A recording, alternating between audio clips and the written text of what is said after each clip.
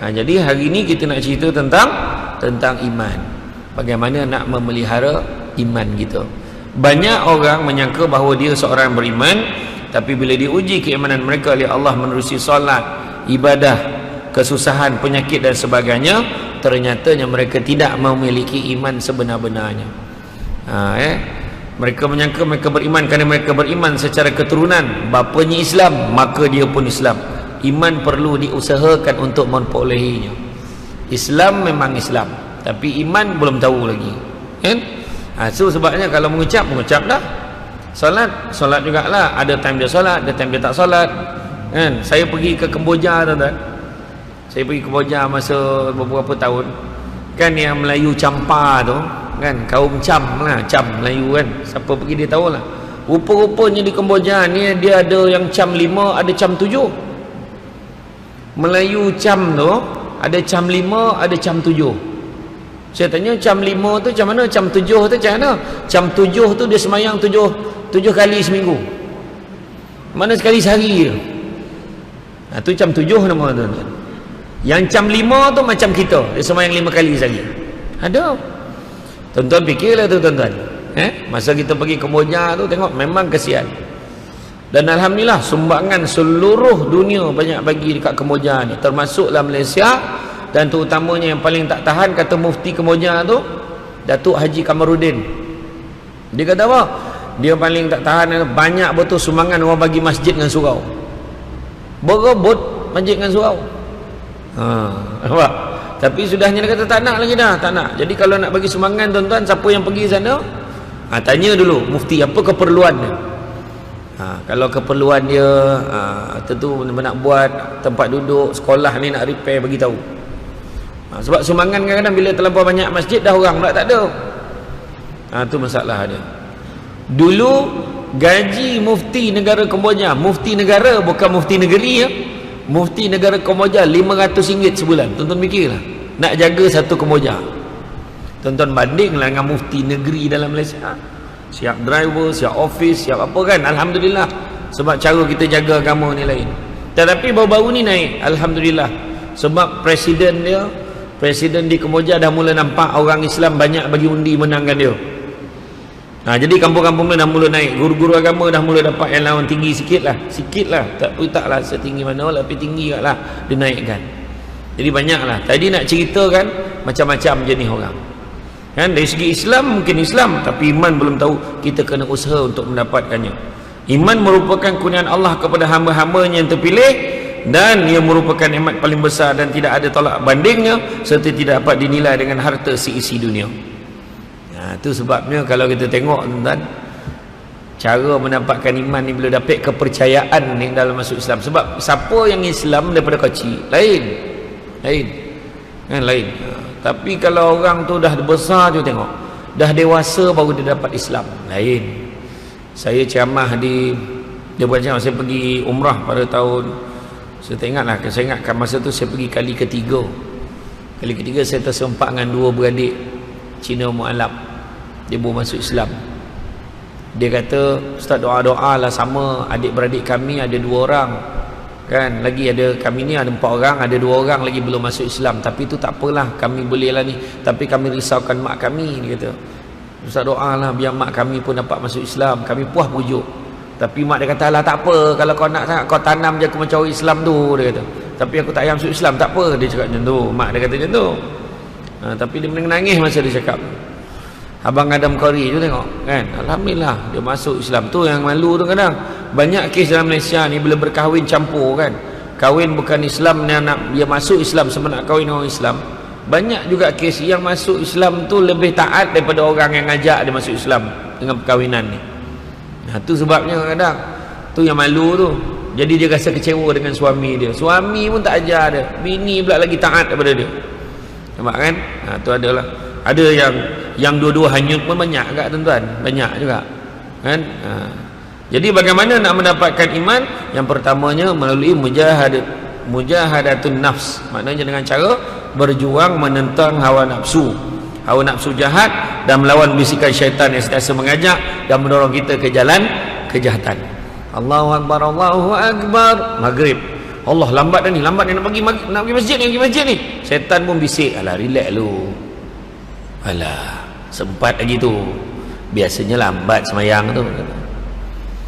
Kita pun relax lah balik. Dia berjaya pujuk. Nafsu pun cakap, tak ya pula kan. Lewat sikit pun tak apa. Lepas tu dah jalan dalam perjalanan, aduh tak sempat, tak tidak, sebab tidak. Tak apa, yang penting kau pergi. Ada pula satu bisikan lagi. Yang penting kau pergi. Tak ya pula, slow dah balik. Tadi nak cepat, slow balik. Sampai kat masjid, Allah macam bunyi macam dah rakaat ketiga dah tu, maghrib. Tak apa, janji kau pergi. Orang tu langsung tak datang. Sudahnya masuk, orang dah habis semayang, orang dah bersalam-salam dah. Tak apa dah, yang penting orang tak tahu pun kau dah semayang ke belum. Langsung tak semayang tu kan. Nampak? Macam tu lah. Kena kuat lah, kena kuat. Kan? Bukan senang tuan-tuan. Kan? Nak pula bisikan-bisikan ni pula dia datang kan time kita tengah baru aja nak memulakan kebaikan. Aku ingat aku nak sedekah lah. Nak sedekah lah. Ingat nak bagilah. Kalau aku bagi ni tinggal RM10. Aduh. Tak apa. Belum pernah lagi sedekah memiskinkan orang. Wah, dia dengar, dia ingat ceramah tu. Belum pernah ceramah sedekah memiskinkan orang. Baru dia jalan, tiba-tiba bini dia cakap, bang, jadi tak bang, kita nak makan kat luar ni. Nak makan kat luar ni kan kurang-kurang RM30-40 tak lagi ni.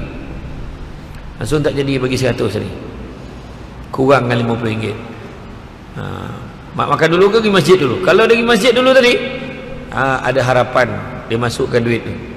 Tapi makanlah dulu bang, makan berlebih pula, langsung RM70 bayar pula. Daripada RM40 dah jadi RM70. Dah tinggal RM30. Minyak RM10 sudah RM20 tuan-tuan. Nampak tak? Tu nasib baik bagi buat lah. Kan? Latihan-latihan untuk mendapatkan perjuangan nak melawan hawa nafsu ni, yang pertama takhalli, iaitu berusaha berjuang membuang segala sifat jahat atau membersihkan jiwa kita pada sifat jahat. Bersihkan diri kita. Tu takhalli, nak buang benda-benda tak elok dalam hati kita. Tamak, buang. Sombong, buang. Kan? Sentiasa pula tamak ini hak orang lain, ingat macam tu. Buang. Kan? Sombong, buang. Tak ada apa-apa lah ni. Tak ada apa-apa. Baru semalam cerita tentang hati kan. Tapi hari ni sombong, buang. Tak adalah, tak ada apa lah. Dia baru jadi imam. Allahu Akbar. Bismillahirrahmanirrahim. Alhamdulillahi Rabbil Alamin. Ar-Rahmanirrahim. Maliki yaumiddin. Iyyaka na'budu wa iyyaka nasta'in. Dia kata, kena dengan speaker ni sedap betul suara aku. Dia kata, bila dia cakap macam tu, habis lah. Kan? Act pula dia. Kan? Lepas tu belum cerita lagi benda-benda lain. Sombong dengan kereta. Kereta aku baru macam berkilat tak? Wahal aziai. Kan? Tapi sebab benda kadang kita sombong untuk benda tak ada apa-apa. Hui, kopiah aku. Kopiah tak ada benda pun. Kan? Slipper tu kata daripada mana beli tu? Slipper tu beli kat Australia tu. Oh my. Kan? Dia kata beli kat Australia. Tengok cap dekat bawah tu dia tak perasan. Rupanya pada Terengganu. Bayang tu. Kan? Tapi nak sombong punya hal tu kan kira. Dia kan kira sombong baju. Cantik baju aku ni. Buntang mata orang. Tempah baju sepapan-sepapan tempah. Nak pakai raya tahun lepas. Tiba-tiba PKP. Padan muka tak boleh pakai. Kan? Yang cakap apa? Antaranya lah. Dan begitu juga buang perasaan dengki. Dengki bahasa Melayu, bahasa Arabnya hasad. Penyeteruk di Malaysia ni dua-dua pakai hasad, dengki, dua-dua pakai. Jadi apa Nabi pesan? Hasad mampu memakan kebaikan umpama api membakar kayu. Yang kedua tahalli. Tadi takhalli, ditahalli. Kan? Pakai tahalli ni isi jiwa kita dengan benda-benda baik pula. Dah buang benda jahat, isi benda baik. Macam kereta kita lah. Bila kita serviskan, dia kata nak tak flush, cuci habis. Boleh keluarkan semua minyak-minyak hitam tu, tak ada tambah lagi dah, buang kosong betul-betul, baru masuk minyak baru. Boleh macam enjin tu. Barulah masukkan benda-benda baik. Sedekahnya, datang masjid. Tuan-tuan cuba buat. Ini masa paling baik sekali. Datang daripada subuh sampai isyak, pastikan berjemaah, jangan tinggal. Cuba kita letak target. 40 waktu berturut-turut berjemaah tanpa gagal. Cuba tengok 40 waktu, cuba catat, cuba buat tengok, boleh tak? Arwah Haji Amil Azmil Mustafa pun boleh capai. Tuan-tuan tak boleh, tuan-tuan kena buat, tuan-tuan. Tengok macam mana pun nak berjemaah juga. Alamak, dah tak sempat ni, panggil anak-anak, mari kita jemaah kat rumah, kita berjemaah. Janji mesti cukup 40. Boleh nak buat? Cuba lah, kan? Masa itulah ujian datang. Ujian datang. Alah abang, tak apalah, janji semayang, janji cepat sudahlah, nak berjemaah pula. Tu ujian dia. Kan setelah pembersihan selesai, kita isi pula benda yang baik. Dan ketiga, tajalli, iaitu peringkat merasa nikmat. Rasa nikmat bila meninggalkan atau membuang benda-benda yang tak baik. Dan begitu juga merasakan nikmat apabila kita melakukan benda-benda baik dengan mengagungkan Allah. Jadi makna kata semua dia rasa nikmat. Dia tinggalkan benda tak baik pun rasa nikmat, dia buat benda baik pun dia rasa nikmat. Dia tak ada rasa berat. Aduh, kena semayang kat masjid dah pula. Aduh, dia tak rasa berat macam tu. Habislah duit aku ni, kan? Saya dulu waktu keluarga saya cakap dengan mak saya, waktu saya pergi umrah dulu, kali kedua pergi dengan mak saya, pergi dengan adik saya. Masa tu saya cakap dengan mak saya waktu lepas makan tengah hari tu, mak ingat nak bawa lah keluarga kita yang susah-susah tu, nak bawa pergi umrah lah, nak belanja dia orang yang susah tu.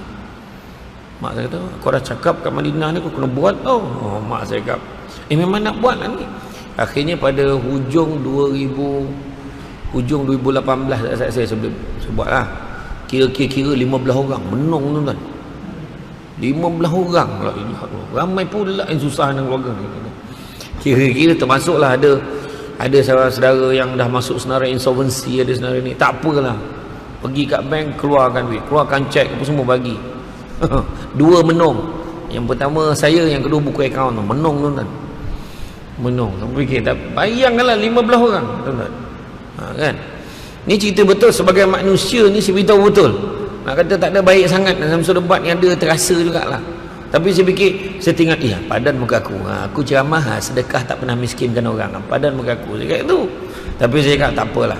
Tapi bila keluarga tu berkumpul dekat KLIA, dah kumpul semua keluarga, anak-anak hantar, tengok dia orang, muka dia orang tu kan, dah hilang lah sikit rasa hilang duit tadi.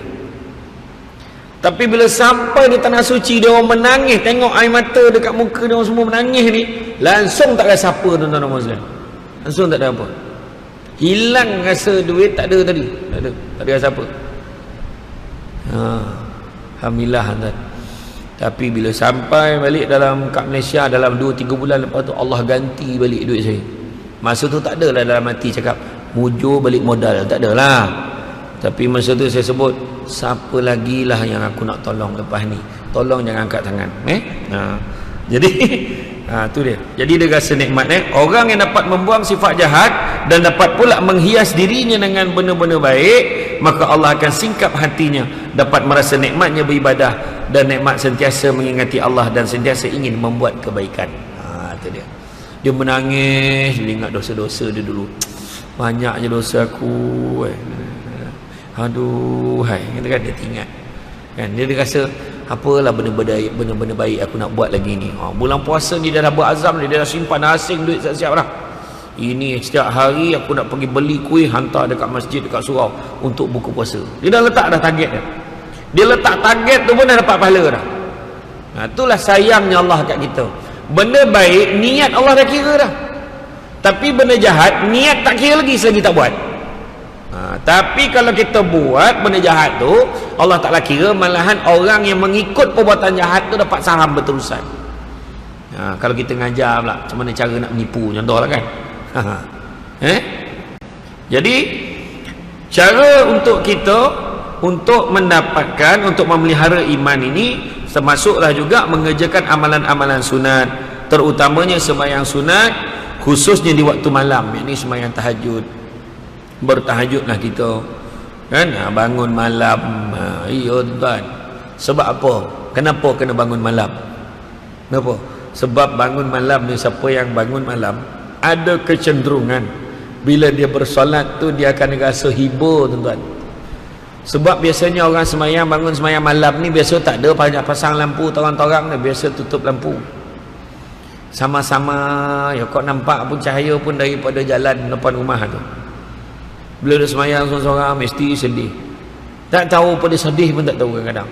Tapi dia paling tidak dia ingat banyak dosa aku ya Allah. Tu paling elok sekali.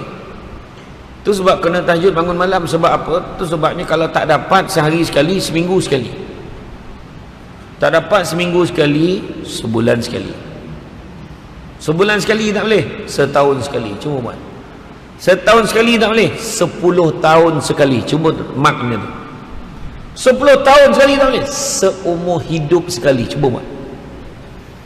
Itu pun tak boleh, cari tali gantung diri, mati lagi baik, tak ada guna hidup dah. Betul tak? Sebab bila bangun malam menangis, ingat tak kisah yang macam mana Nabi nak bawa ni? Ringkas cerita, kita shortcut aja. Nabi bawa umat Islam yang nak masuk dalam syurga. Mari ikut aku, mari ikut aku, Nabi kata. Nabi bawa umat dia yang dapat syafaat Nabi, mari ikut aku, mari ikut aku. Dan ikut, tiba-tiba terdengar bunyi ngauman api neraka. Punya bingit bunyi tu sampai kan pakak telinganya. Punya bingit. Berapa jarak ada masa tu? 500 tahun perjalanan macam tu punya bunyi dah pakak telinga. Kalau dokit mati tauhid tuan-tuan. Ya, itu jauh tu. Pakak tengok. Pada ketika tu apa Nabi sebut? Demi umatku yang beribadah, bersolat, berpuasa, beribadah kepada Allah, pergilah kau wahai api neraka. Nabi halau. Makin dekat api neraka tu. Makin Nabi halau, makin dia datang. Makin Nabi halau, makin dia datang. Wah. Langsung blur saja. Tak adalah, tu saya cakap.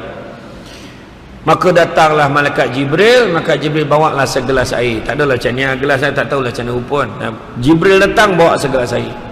Bila Jibril bawa segelas air, dia kata, wahai Muhammad, kau ambillah air ini dan kau jirus, dan kau percikkan. Bukan jirus tu, kau percikkanlah kepada api tu.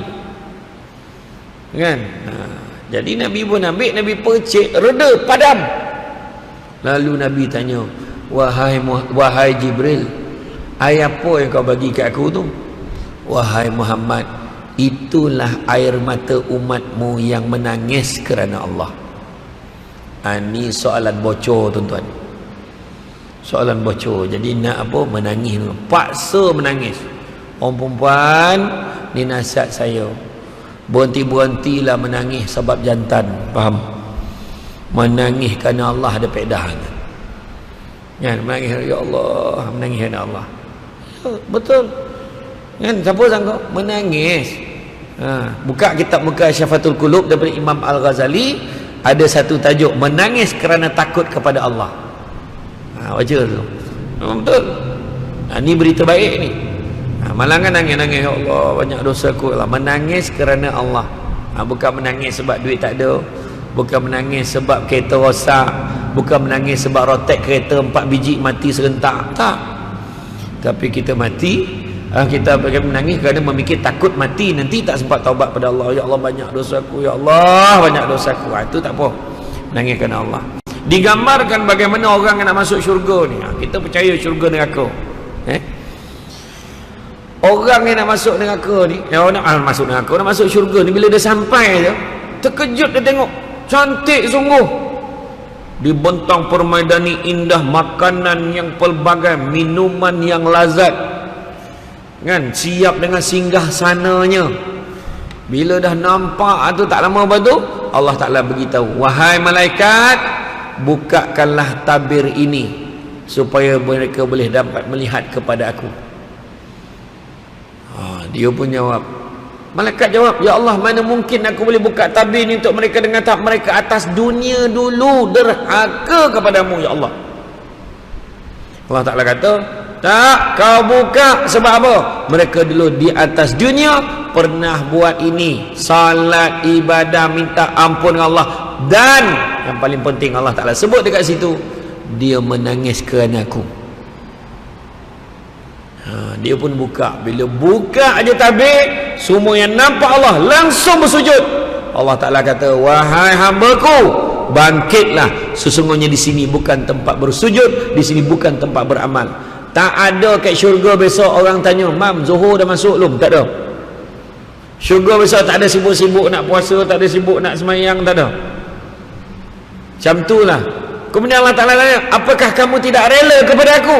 Maka semua manusia pada ketika itu dalam syurga terjawab, mana mungkin kami tidak rela ya Allah, dengan tahap kau memberikan kepada kami sesuatu yang tidak pernah terlihat dari mata, tak pernah terdengar kat telinga, tak pernah terdetik dekat hati. Punya hebat syurga ni. Tuan-tuan, saya bagi sikit je makna cerita syurga akhirat ni. Panjang lagi. Maknanya memang kena panggil lagi, confirm. Tuan-tuan, nak bagi mesej yang tu sebenarnya. Tapi betul. Jadi maknanya kalau panggillah Steven Spielberg ke, panggillah siapa pengarah-pengarah, produser hebat filem pun, dia takkan dapat gambarkan how great the paradise is. Mak cakap orang putih, syurga tu hebat. Jadi rugilah kalau kita tak ambil, kan? Iyo tuan-tuan. Dan kemudian begitu juga dengan cara nak mendapatkan iman ni adalah dengan bertafakur atau berfikir dan merenung tentang hidup kita, tentang diri kita. Macam manalah aku ni, banyak aku buat salah, kan? Tengok hebatnya ya Allah. Bila tengok masjid ni, hebat betul. Allah boleh jadikan manusia ni, Allah jadikan manusia hebat. Dia bukan hebat manusia tu, Allah boleh jadikan manusia berfikir, boleh buat ni. Tuan-tuan kalau tentu kadang-kadang tuan-tuan terfikir tak bila naik kapal terbang tu. Naik kapal terbang tu pernah tak? Macam manalah Allah Ta'ala boleh gerakkan manusia ni, boleh terbangkan kapal terbang ni macam ni sangat, kan? Tapi satu je, jangan sombong. Aku pilot paling hebat, ini kapal terbang yang paling susah nak terempas. Jangan cakap, jangan cakap. Titanic tu, bayangkan punya sombong orang yang buat kapal Titanic tu. Waktu sebelum dilancarkan, orang tanya kapal Titanic memang kuat ke? Memang. Kalau Tuhan nak dia karam pun dia takkan karam. Itu yang habis karam tu. Dia boleh cakap macam tu, kalau Tuhan nak pun dia takkan karam. Bayangkan punya sombong tu kan. Bapak sombong tu tuan. Bukan sikit-sikit kan.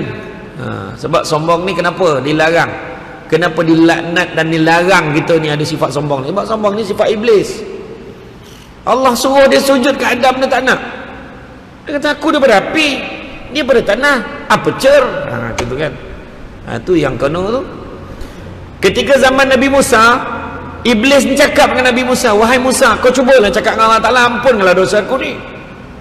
Iblis ada cuba, rayuan kali kedua, ada. Dia merayu. Kemudian Nabi Musa mengadu ke Allah, macam mana ni wahai Allah? Sebab Nabi Musa kan boleh bercakap dengan Allah Ta'ala. Jadi pada ketika itu, wahai iblis, aku dah cakap dah. Allah Ta'ala pesan, kalau kau nak, kau pergi sujud dekat kubur Nabi Adam. Oh taklah, memang tak. Tetap tak nak, tuan-tuan. Itu sebabnya. Itulah dia kan. Dan betul Nabi pesan, sesungguhnya syaitan dan iblis tidak pernah mungkin berputus asa untuk menyesatkan kamu dalam perkara-perkara yang besar, tapi tidak pernah berputus asa untuk menyesatkan kamu dalam perkara-perkara yang kecil. Dia lambat-lambatkan kita semayang, dia lekakan kita tengok TV kan saja. Ya tengah nak semayang, time tu lah keluar drama yang top tu, contoh lah kan. Time kita nak semayang, time tu lah wrestling, keluar pula wrestling. Anak pula tiba-tiba sekarang smart TV buka wrestling. Bah, wrestling bah. Duduklah kejap. Duduk kejap. Nampak tak? Yang menyesatkan perkara-perkara yang kecil. Tengok semayang. Allah berarti bergatal hidung. Tadi tak gatal. Kan? Sekarang ni dah tak ketara sangat sebab dah pakai mask dalam tu. Macam tu tak tahu. Kan? Masa tu gatal ketiak lah, gatal siku lah. Macam kat pelipat-pelipat tu semua gatal, macam-macam. Masa semayang tu macam-macam ingat. Setan. Rupanya kunci tu atas almari. Baru teringat lepas semayang, baru jumpa barang hilang. Allah Akbar. Baju tu lupa jahit tepi. Pergi minta balik kain orang lepas semayang. Pak dia teringat dia lupa jahit tepi. Allahu Akbar. Lupa pula. Lupa tutup api dekat dapur tadi. Kering dah air tu, terbakar tak apa kan. Risau. Ya? Cara untuk memelihara iman, yang pertama kawal iman supaya tidak rosak, menerusi i'tikad seperti meragui. Jangan kita meragui. meragui hadis Nabi, meragui hukum undang-undang Islam dan sebagainya. Tu yang ada orang yang sombong tuan-tuan boleh cakap. Mimpi Nabi Ibrahim tu mimpi setan, dia kata. Ada seekor tu cakap. Setan cakap orang lah, seekor. Dia boleh cakap macam tu kan. Dia baca ke tidak sirah tu? Memang perintahnya suruh sembelih anak, betul, tapi sampai ke sudah baca sampai habis, akhirnya sembelih tak. Allah nak uji je Nabi Ibrahim tu, sebab Nabi Ibrahim nak dapat anak punya susah. Lepas tu dah dapat anak, berpisah pula. Bila dapat duduk sekali, Allah suruh sembelih. Cuba kira tu, cuba kita fikirkan. Macam itulah ujian. Akhirnya Nabi Ibrahim ambil keputusan sembelih. Nabi Ismail kata, kau sembelihlah aku kalau itu perintah Allah. Sesungguhnya aku tergolong di kalangan orang-orang yang sabar. Macam tu. Nak bagi mesej apa Allah Ta'ala suruh tu. Allah akan uji dengan benda yang kita sayang. Nak dapat anak punya susah. Saya ada seorang sahabat baik saya. Daripada kecil saya dengan dia. Daripada darjah 1, darjah 2, darjah 3, darjah 4, darjah 5, darjah 6. Satu kelas dengan dia. Kemudian sampailah tingkatan sekolah menengah. Setiap kali cuti sekolah saya lepak dengan dia. Main bola ke apa semua dengan dia. Masuk universiti sama. Saya masuk UiTM Melaka, dia masuk UiTM Arau Perlis. Kemudian sama-sama sambung belajar dekat Shah Alam. Dia pun sambung Shah Alam. Saya ambil law, dia ambil engineering. Punya rapat. Saya teringat seminggu sebelum dia meninggal, saya sebut dengan dia, Bil, ini kita punya rapat ni, jangan-jangan besok kalau kita kahwin ni mau sanding sekali ni, dia gelak dia. Dia kata apa? Entahlah, aku macam tak nampak lah aku ni akan sampai ke sana. Dia kata tu. Seminggu lepas tu dia meninggal, tuan-tuan. Dia meninggal macam mana? Dia 2 beradik je. Anak dia ni 2 beradik. Dia anak lelaki sulung, adiknya perempuan. Allah uji, tuan-tuan. Ada sekali tu saya balik daripada kelas, nampak ada orang ramai. Saya tak tahu siapa dia. Rupanya dalam longkang tu ni kawan saya ni mati kena bunuh, tuan-tuan. Diputuskan, dia berhasil pada siasatan, salah pukul. Maknanya dia nak pukul orang lain, salah pukul. Ingat tu orang dia, dan kawan saya meninggal, tuan-tuan. Meninggal, tunggu dekat rumah ni. Kenapa jenazah lambat sampai? Kita tak tahu apa ni. Rupanya malam tu bila sampai jenazah tu senja tu, kawan-kawan memang ramai datang. Bila sampai jenazah tu, barulah tahu yang kes bunuh yang pagi tadi yang dekat Shah Alam yang saya nampak itu dia rupanya. Sebab saya tak pergi, dah berkerumun dengan ramai. Saya balik ke rumah tempat saya duduk tu. Terkejut, tuan-tuan. Tapi apa yang paling hebat, bila dikebumikan jenazah dia esok, sampai dikubur, mak dia dengan arwah ayah dia masa tu ada dekat kubur. Mak saya berbisik dekat dia. Dia kata, Ida, nama maknya Ida, kau sabar banyak-banyak ya. Dia kata, tak apalah, saya maafkan siapa yang buat anak saya ni. Dekat kubur, hari pertama, tuan-tuan, siapa yang boleh buat cakap? Saya berapa tahun tak boleh pergi rumah dia. Sebab rumah dia dekat dengan rumah saya. Berapa tahun tak boleh pergi. Sebab bila pergi teringat main dengan dia, bergurau dengan dia, tuan-tuan. Tapi hari yang bila dalam beberapa tahun lepas, ada kenduri kat rumah dia datang, mak cik ni datang, dia bawa cucu dia, anak adik perempuan dia, muka sebiji macam arwah. Lepas tu saya datang balik rumah dia, jumpa mak ayah. Ayah dia pun baru meninggal dan 2 tahun lepas. Tapi saya nak beritahu, ujian Allah bagi, tuan-tuan, bukan senang. Tapi percaya yang Allah sayangkan dia kan. Ya, tuan-tuan, bukan tiba-tiba tak sakit tak apa, tiba-tiba ambil nyawa macam tu. Bukan senang, tuan-tuan. Aku akan cari orang tu sampai dapat, siap kau kan, kalau orang lain. Tapi itulah dia kan. Jadi mana kata kita jangan meragui apa juga hukum. Betul ke ayat tu macam tu? Salah tak ni? Ni tak betul ni kata kan. Contohlah pasal cerita pasal poligami lah, tuan-tuan kan. Poligami, orang marah, orang perempuan marah kan. Jangan marah hukum tu, jangan. Kita marah orang yang tak menjalankan dengan betul. Tu je kan. Macam tu je. Kalau kita cakap ni poligami semua tak betul lah, jangan. Hati-hati kan. Bila kita cakap tu kadang tu kena betul. Lagi satu, hukum Islam tak sesuai buat kat Malaysia, jangan cakap. Sejak bila pula hukum Islam tu ada masa kesesuaiannya? Memang sesuai sepanjang masa dan zaman. Jangan kita petikai-petikai. Kadang bila dah belajar tinggi sikit, dia berani cakap macam tu, tuan-tuan. Cuma kita percaya, yakin percaya dalam proses nak buat macam tu. Mudah-mudahan kena caranya memang boleh buat, tak masalah. Kadang-kadang tu sebabnya Nabi ajar kita apa? Jangan benci kepada orang, benci pada perbuatan dia. Tu dah ajar juga kan? Kedua, jaga iman kita, kan? Jaga iman kita contohnya dengan ikhlas dalam melakukan amalan. Semayang niat kerana Allah, lillahi ta'ala, hujung kan. Cuba kita tengok, kita tanpa sedar hari-hari kita dah baca dah benda tu, tapi kadang-kadang tak sama dengan apa dalam hati kita. Contoh nak minum, automatik bismillah, automatik. Ada orang sampai start motor pun bismillahirrahmanirrahim. Kalau dia letak dalam hati dia dengan nama Allah, dia dah sebut dah tu, dengan nama Allah, dengan nama Allah, makan dengan nama Allah, minum dengan nama Allah. Sebab apa? Dia yakin Allah nak bagi kelebihan ni, Allah yang bagi. Itu dia. Sahaja aku semayang subuh 2 rakaat sebab mak mentua aku dekat rumah, sebab mak mentua dekat rumah semayang. Kalau tidak memang tak, contoh kan. Jadi apa dapat tu tuan? Aku datang, kau datang masjid tiba-tiba datang ni YB datang, nampak? Siap mengaku lah tu dia datang sebab YB datang, sebab dia nak jumpa YB ada hal kan. Itu semua nak kena jaga. Kemudian menjauhi amalan-amalan yang boleh membatalkan iman. Sebagaimana sabda Rasulullah SAW daripada Sufyan bin Abdullah radhiyallahu anhu berkata, aku telah bertanya kepada Rasulullah SAW, wahai Rasulullah, ajarkanlah aku mengenai satu ajaran agama Islam, tidak perlu lagi aku bertanya orang lain mengenainya. Maka Rasulullah SAW bersabda, katakanlah sesungguhnya aku beriman kepada Allah, kemudian teruskanlah dan sempurnakan kepercayaanmu hingga ke akhir hayat. Hadis riwayat Muslim. Maknanya jangan kita rosakkan dengan perkara-perkara yang boleh membatalkan iman sampai akhir hayat. Jangan ambil gambar bertiga nanti tengah mati, kau tak boleh kahwin, langkah bendul, kata.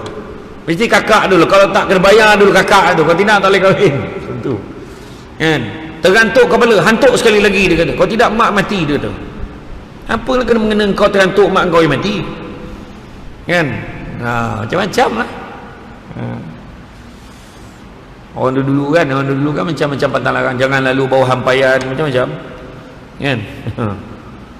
Dengar bunyi burung cengkuik tu, ada orang nak mati, ilallah, togah dek burung mati kan. Macam-macam lah orang dulu kan. Tolonglah imam, tolonglah imam. Dia datang jumpa imam, imam tanya apa hal ni. Tolong imam, bini saya dah 3 hari sakit nak beranak tapi tak beranak-beranak imam. Perut dah timbul urat lah imam, tapi tak keluar kat budaknya. Imam tolonglah tawarkan air ni. Imam pun tengok air ni memang dah tawar, kau nak tawar apa lagi ni tu. Imam bacalah apa yang patut nak baca. Apa? Imam baca salawat 3 kali, baca Fatihah, baca ayat kursi. Dia pula ajar imam tu baca apa. Imam pun dia tak yalah ngikut yang cakap dia tu. Imam pun baca auzubillahi minasyaitonirrajim, bismillahirrahmanirrahim. Tak tahu kenapa bila berbisik Allahumma salli Allahumma salli ala sayyidina. Bismillahirrahmanirrahim. Tak tahu, memang mengubat, tak ada yang kuat-kuat saya nampak, tak ada. Allahumma salli ala sayyidina Muhammad, tak ada. Semua Allahumma salli ala sayyidina. Bismillahirrahmanirrahim. Dah habis tu dia tiup kan. Cepat dia tutup, dia takut terkeluar selawat tu. Kan? Kau bagi bini kau ni, suruh bini kau selawat 3 kali, insya-Allah, dia kata. Mudah-mudahan. Bang sakit bang, nah abang dah bagi dah, imam dah tawarkan air ni, kau selawat 3 kali. Imam pesan selawat 3 kali. Dia selawat 3 kali, dia minum air tu, beranak. Besok tu beratur panjang depan mah imam, semua bawa botol. Sebab apa? Dia yakin kat manusia tuan-tuan. Berlaku tak benda tu? Berlaku tuan-tuan, berlaku. Yang paling dahsyat sekali adalah orang berniaga. Doa untuk ni berapa ribu, doa macam ni berapa ratus, doa macam ni berapa. Dahsyat tak tuan-tuan? Kalau dibiarkan tu tuan-tuan, silap-silap doa makan pun kena bayar. Baca doa makan, bayarlah. Bayar. Tak parah tuan-tuan. Iyo tuan-tuan, macam-macam kami. Jadi mana kata buanglah percayaan-percayaan dan juga perkara yang boleh menyekutukan Allah ni jangan buat. Lepas tu dia menukar-nukar pula. Dia kata, oh khalwat itu hak individu. Gila betul tuan-tuan. Kan ada kan orang Melayu yang lahir salah hari bulan tu. Dia bukan orang Islam tu, orang Melayu. Dia cakap apa? Khalwat itu hak individu. Saya jawab lah, memang betul khalwat tu hak individu kalau kau duduk seko-seko boleh. Tapi kalau kau berkhalwat dengan ada seorang lagi yang bukan murim, itu bukan hak kau. Tu cakap dia. Kan? Dia orang debat ni ada jawapan dia, macam tu lah jawapan dia. Ada orang tanya saya, Ustaz, kalau betul agama Islam tu bukan agama yang memaksa, la ikraha fiddin, Cina tu yang baca ayat tu, la ikraha fiddin. Kenapa kalau kami nak kahwin dengan orang Islam kena masuk Islam? Maknanya tu kata tak paksa, tapi kenapa paksa? Macam mana nak jawab tu tuan-tuan? Macam mana nak jawab? Saya jawab lah, maknanya tak paksa lah. Habis tu kenapa kena masuk Islam? Macam ni, kalau kau nak kahwin, kau masuk Islam. Kalau kau tak nak masuk Islam, kau jangan kahwin. Apa yang paksa? Lain kalau ambil pisau letak kat tongkok kau tak masuk Islam, aku bunuh kau. Tu baru paksa, tahu? Senyap dia. Betul tak kan? Macam tu ya tuan-tuan. Macam-macam tanya tuan-tuan. Dia orang ni polik-polik tanya. Kalau betul lah pakai menutup aurat tu wajib, pakai tudung tu wajib, kenapa tak masuk dalam rukun Islam dia? Dia pula nak menentukan masuk rukun Islam ke tidak, tuan-tuan. Orang bila dah terlampau cerdik tuan-tuan, semua dikaji tu, dan benda tak patut kaji, buat ajalah. Yang tanya soalan tu ada satu artis tu lah, tanya kat Abang Samsul Rarau. Abang Samsul Rarau tanya saya cakap, Abang Samsul, bang jawab macam ni ya bang, nak baca rukun Islam ni, baca kat rukun iman. Macam mana lah? Saya tanya, percaya tak pada Allah? Percaya. Percaya tak pada kitab? Percaya. Percaya pada Rasul? Percaya. Rakyat cerita, belum cerita percaya yang lain lagi. Kalau percaya kepada Allah, ikutlah apa Allah Ta'ala suruh. Kau tanya-tanya lagi buat apa? Percaya pada Rasul tak? Jadi apa yang Rasul cakap tu ikut aja lah. Tanya-tanya banyak tuan. Semua nak tanya kan? Macam-macam lah kan tuan hari ni. Malam nisfu Syaban baca apa? Baca Yasin 3 kali neraka. La ilaha illallah, payah betul tuan-tuan. Lembarah tuan-tuan. Malam nisfu Syaban Nabi pesan hidupkan dengan amalan. Kalau tuan-tuan dan perempuan sekalian nak baca satu Quran lagi bagus. Nak baca Yasin saja boleh. Nak baca Baqarah ya boleh. Kenapa kita pilih baca Yasin? Sebab Yasin tu hati Quran. Kita nak baca 3 kali dengan doa-doa tu bacalah. Cuma jangan kita mewajibkan. Itu saja. Mesti baca 3 kali. Tak terdaya baca 3 kali, ustaz baca sekali. Tak terdaya sekali, Yasin sadaqallah lazim dah. Berhentilah jadi orang tak ada guna tuan-tuan, pemalih tuan-tuan. Kan? Tak, kadang banyak benda dipertikaikan. Pergi kubur pagi raya ikut Yahudi tu, la ilaha illallah tuan-tuan. Dahlah dia orang Terengganu kahwin orang Negeri Sembilan. Itulah peluang balik kampung. Nak pergi kubur tak boleh, pergi je lah. Cuma jangan mewajibkan nak pergi kubur mesti pagi raya kedua. Tak ada benda tu. Kita tak ikut Yahudi pun tuan-tuan. Yahudi pergi kubur, dia meratap-ratap kat kubur tu, merauh-rauh. Bangunlah kau bang, bangunlah bang, bangun betul-betul mati kau. Kan? Pergilah kubur, tak ada masalah. Ziarah kubur, masalah. Ziarah kubur ni baik satu benda apa? Nak buang sifat sombong. Yo, datang tengok kubur. Tak ada siapa yang pergi kubur tak terfikir yang dia pun akan sampai situ. Betul tak? Ya tuan-tuan. Pergi kubur mesti dipikir, ya Allah aku ni besok manalah tanam, dah penuh lah kubur sini. Mesti fikir kan. Itu sebabnya kita respect orang yang buat masjid Bandar Baru Senayan dekat Seremban tu tuan-tuan. Ada pergi lu? Ada yang dah pergi lu masjid Bandar Baru Senayan tu? Masjid Bandar Baru Senayan tu tanahnya 6.5 juta, kos pembinaan masjid 100 juta tuan-tuan. Satu ruang solat tu dia hampir-hampir dia nak samakan macam satu ruang semayang di Masjid Nabawi. Dia buat, tapi Masjid Nabawi lagi besar, dia buat satu ruang tu. Memang ramai yang datang ambil gambar. Yang semayang tak ramai dah. Yang ambil gambar ramai. Tapi hari Jumaat insya-Allah, hari Jumaat insya-Allah. Tapi dia yang bagusnya apa? Bukan tu, dia siap buat lubang kubur dekat dalam tu. Dia kata satu petak tu, ini kalau aku meninggal besok sini tanam. Dia dah besar dengan JK Masjid. Macam tuan-tuan, pengurusi khairat kematian pun tak booking lubang kubur dia tu. Ini saya bukan cakap orang sini lah, semua tempat kebanyakan tak ada. Tepi pagar tu aku punya tak ada. Aku memang gemar Kuanalot, tak ada siapa yang cakap macam tu tuan-tuan kan, termasuk yang bercakap ni. Tapi dia booking lubang kubur. Dia bukan satu masjid dia, ada satu masjid, dan dia dah pesan jangan cerita kat siapa-siapa saya sumbang. Tapi orang tahu juga, sebab orang baik ni orang tahu kan, saja untuk bagi pengajaran dekat kita yang asyik mempertahankan keseringgitan kita ni. Kan asyik singgit ya.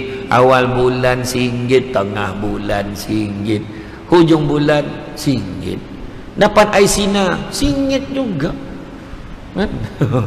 Jadi cubalah kita upgrade amalan kita kan. Ini pesan kat diri sendiri ni ya. Yang keempat, sentiasa menjaga batas-batas hukum Allah. Sebagai Muslim, jaga batas. Pergaulan pun jaga batas. Lidah pun ada batas nak cakap. Bukan semua benda boleh cakap. Ini kebebasan bersuara. Tak ada dah. Bebas bersuara, tapi tetap kena jaga hati orang. Kita ada mulut, orang pun ada mulut. Orang ada aib, kita pun ada aib. Kalau kita boleh buka pasal orang, orang pun boleh buka pasal kita. Dulu hadis Nabi sebut apa? Siapa yang jaga aib orang, Allah akan jaga aib dia. Dan barang siapa yang membuka aib dia orang, Allah akan buka aib dia walaupun dia berada di dalam rumah dia.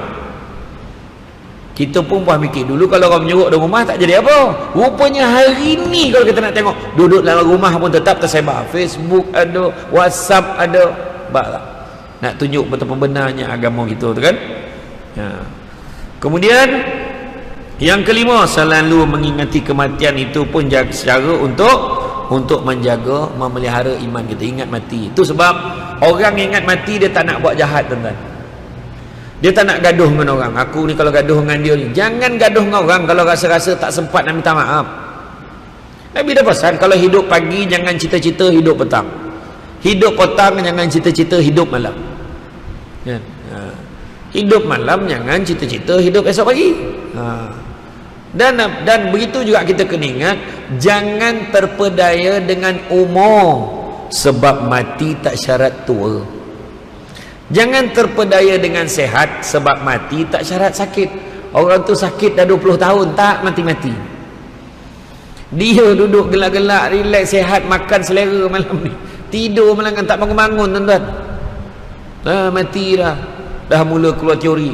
Patutlah semalam masa ceramah tu aku tengok dia macam tak fokus, nak mati punya.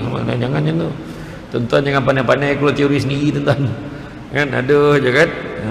Jadi makna kata kita ingat mati. Ingat mati ni kita tak adalah, aku ni, kita ni bila-bila boleh mati, bila-bila boleh mati. Ada orang, dan mati ni pula bukan macam sebab yang kita fikir tuan-tuan. Ni kita pergi hospital, tengok orang tu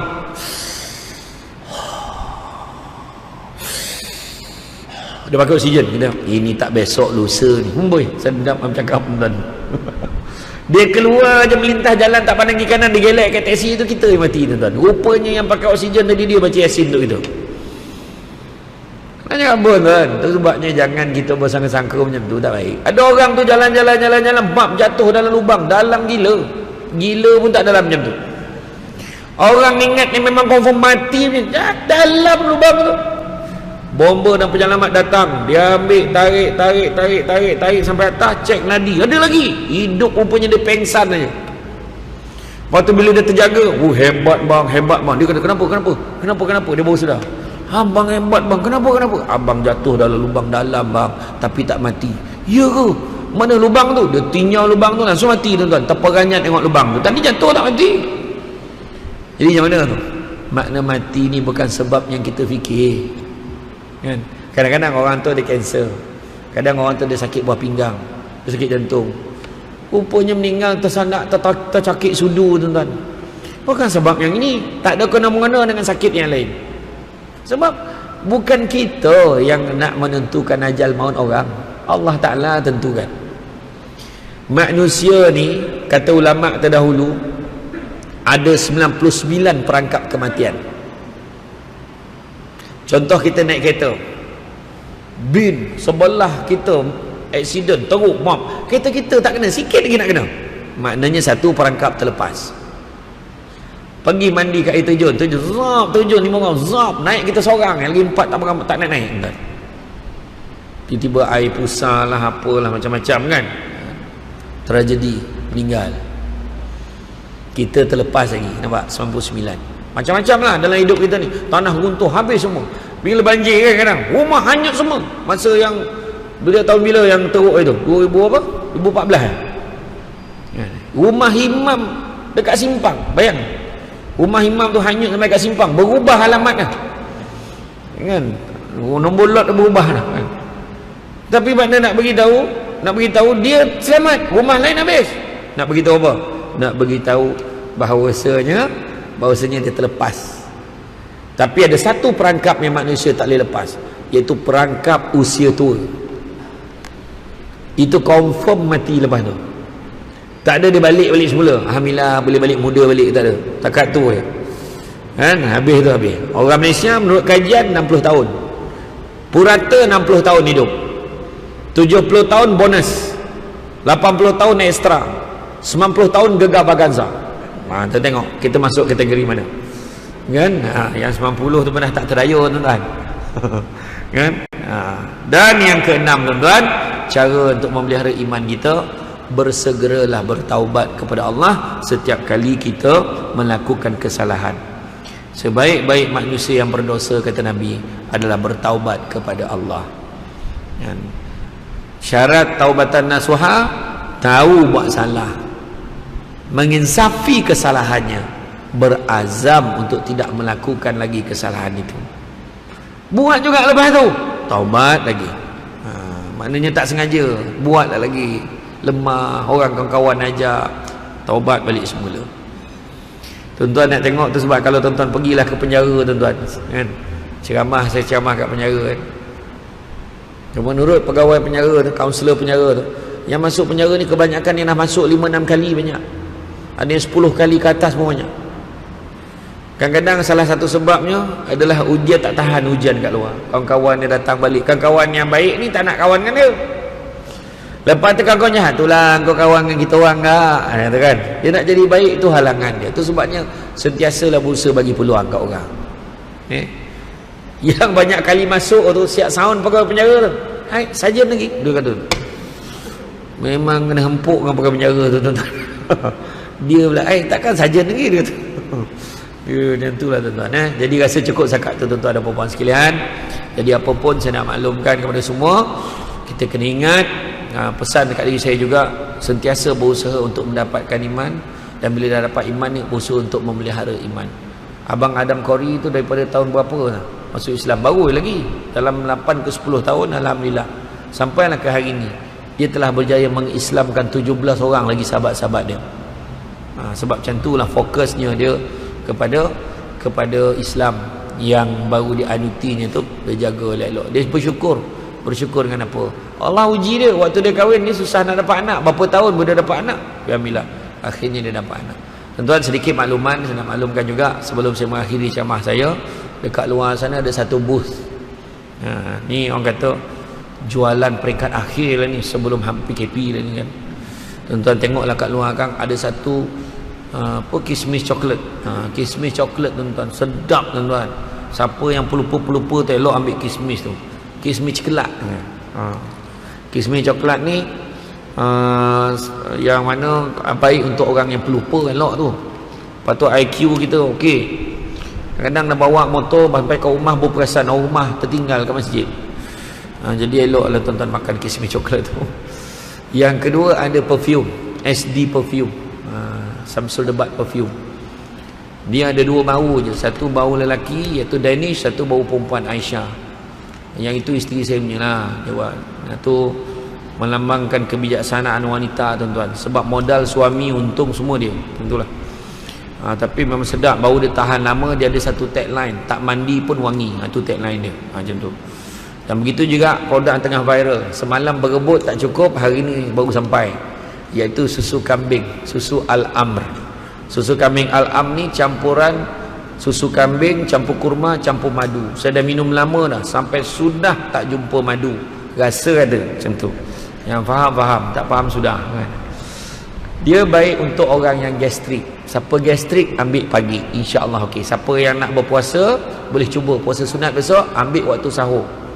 Waktu sahur insya-Allah sampai petang okey. Yang nak diet pun elok. Siapa yang ada penyakit GERD, macam saya ada GERD kan. GERD ni macam kita senak perut, angin lambung tengah malam sebabkan angin gastrik ni. kita sampai tak boleh tidur, tersedak sampai berair mata kan. Jadi boleh ambil itu. Kemudian baik untuk alergi, enzima elok. Orang yang sakit tulang osteoporosis elok.